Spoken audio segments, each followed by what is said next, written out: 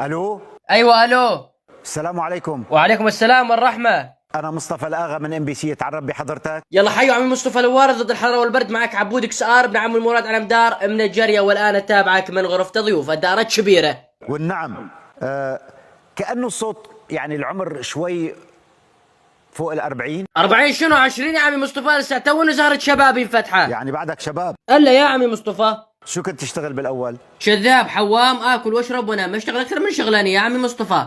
هواية كانت ولا وظيفة؟ الحز النوم وظيفه، انا وظفت نفسي، اما الكذب ونقل العلوم والحوامه هاي هوايه. ابو شو انت من النادي لك؟ ابو الزلم عمي مصطفى، ابو الزلم. والنعم.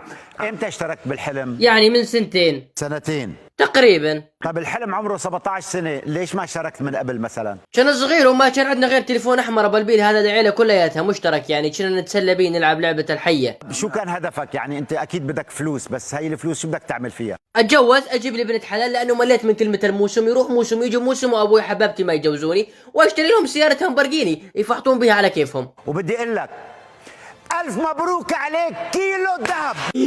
كيلو ذهبي؟ ولا انا اخر مره شلت بيدي كيلو بندوره. هذا الذهبات يعني حتاخذهم كيلو مثل ما هو، ولا كيف بتحب تاخذه سلاسل وساعات كيلو مثل ما هو، غرام ينطح غرام. الف مبروك عليك، الف مبروك، الف مبروك.